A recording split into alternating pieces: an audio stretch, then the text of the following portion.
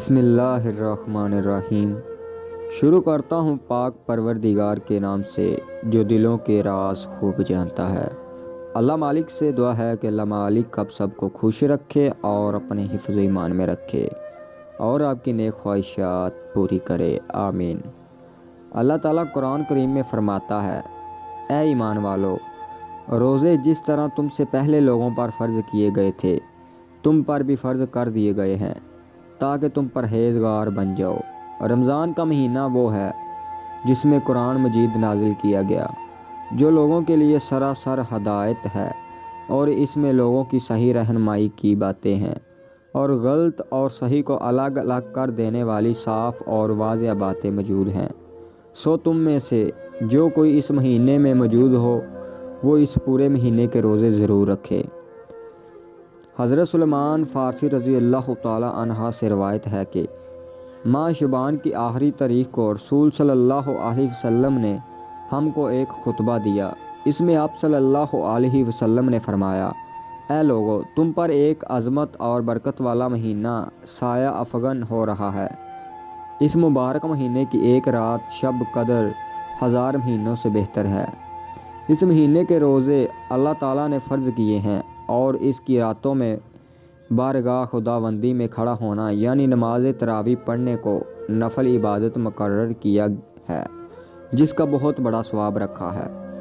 جو شخص اس مہینے میں اللہ کی رضا اور اس کا قرب حاصل کرنے کے لیے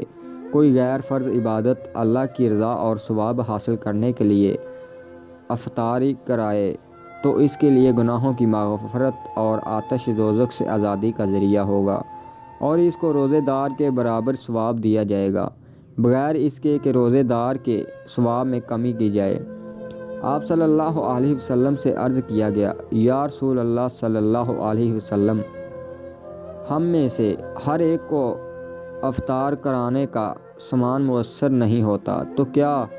غربا اس عظیم ثواب سے محروم رہیں گے؟ آپ صلی اللہ علیہ وسلم نے فرمایا کہ اللہ تعالیٰ یہ ثواب اس شخص کو بھی دے گا جو دودھ کی تھوڑی سی لسی پر یا صرف پانی ہی کے ایک گھونٹ پر کسی روزے دار کا روزہ افطار کروا دے۔ اس شخص کو اللہ تعالیٰ میرے حوض یعنی کوثر سے ایسا سیراب کرے گا جس کے بعد اس کو کبھی پیاس نہیں لگے گی تاآں کہ وہ جنت میں پہنچ جائے۔ اس کے بعد آپ صلی اللہ علیہ وسلم نے فرمایا، جو آدمی اس مہینے میں اپنے غلام خادم کے کام میں کمی کر دے گا، اللہ تعالیٰ اس کی مغفرت فرما دے گا اور اس کو دوزخ سے رہائی اور آزادی دے دے گا۔ حضور اکرم صلی اللہ علیہ وسلم نے ارشاد فرمایا کہ رمضان کے 3 عشرے ہوتے ہیں۔ اس کا پہلا عشرہ سراسر رحمت کا ہے، درمیانہ عشرہ نزول بخشش کا ہے، اور آخری عشرہ تو عذاب سے خلاصی کی دستاویز ہے۔ حضرت ابو ہریرہ رضی اللہ تعالیٰ عنہ سے روایت ہے، انہوں نے فرمایا کہ حضور سید الاولین آخرین رسول صلی اللہ علیہ وسلم نے ارشاد فرمایا،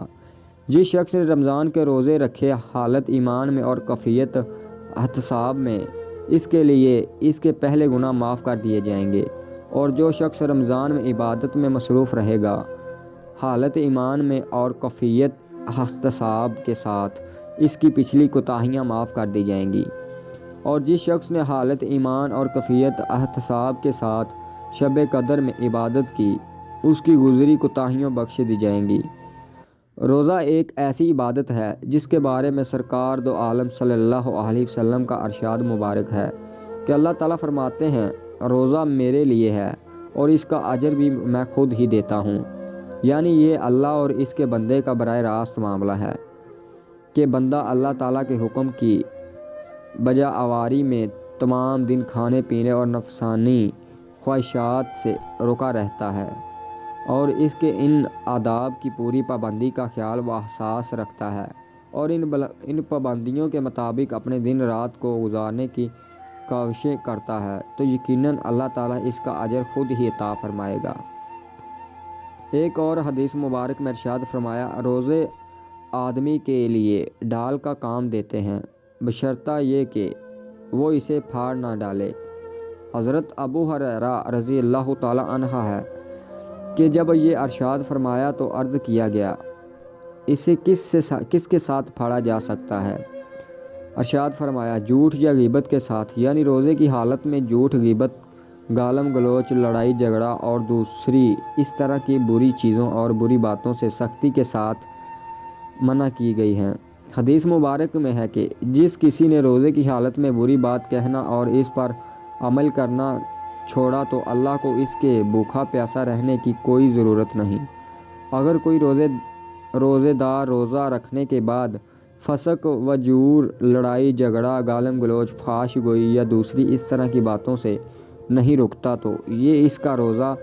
ہی نہیں ہے، بلکہ یہ اس کا فاقہ بن جاتا ہے جس کا اللہ تعالیٰ کے حکام کے ساتھ کوئی تعلق نہیں ہے۔ ایک اور حدیث مبارک میں ہے کہ روزہ صرف کھانے پینے سے رکنے کا نام نہیں، بلکہ روزہ تو غلویت اور بری باتوں سے بچنے کا نام ہے۔ حضرت عبداللہ بن مسعود رضی اللہ تعالیٰ عنہ سے روایت ہے کہ جس کے اعضاء حرام کاموں سے نہیں رکتے اس کو میری خاطر نہ کھانے اور نہ پینے کی کوئی ضرورت نہیں۔ جس طرح زبان کو فحش گوئی، غیبت اور جھوٹ سے بچانا ضروری ہے، اس طرح انسان کے دوسرے اعضاء آنکھ، کان، ناک، ہاتھ، پاؤں کو بھی برے افعال سے بچانا ضروری ہے۔ حضرت عبداللہ بن عباس رضی اللہ تعالیٰ عنہ بیان کرتے ہیں کہ ایک حدیث مبارک کے الفاظ قدسی کچھ اس طرح ہیں کہ جب رمضان کا مہینہ آتا ہے تو رسول صلی اللہ علیہ وسلم قیدیوں کو چھوڑ دیتے اور ہر سائل کی مراد پوری کرتے۔ رمضان میں جہاں بہت سی برکات و نعمات ہیں، وہیں مسلمانوں کے دوسرے لوگوں کے ساتھ اچھے رویے کی بھی تلقین فرمائی گئی، اور نبی کریم صلی اللہ علیہ وسلم نے ایسے عمل مبارک سے بھی اس بات کی طرف توجہ دلائی ہے۔ گویا رمضان کا مہینہ رسول صلی اللہ علیہ وسلم اس مہینے میں باقی مہینوں کی نسبت بہت زیادہ سخاوت کرم فرماتے۔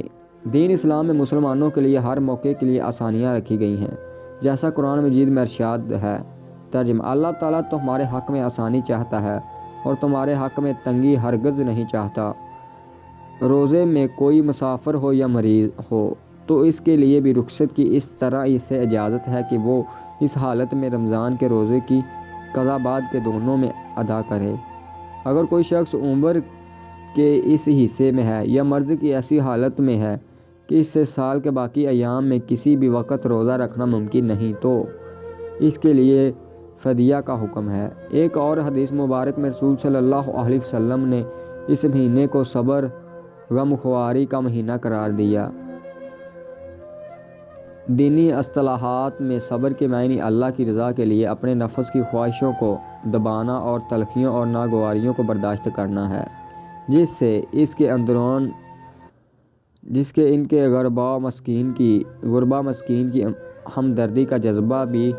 پیدا ہوتا ہے، جو ناداری کی وجہ سے فاقوں اور مجبور ہو جاتے ہیں۔ اللہ تعالی ہمیں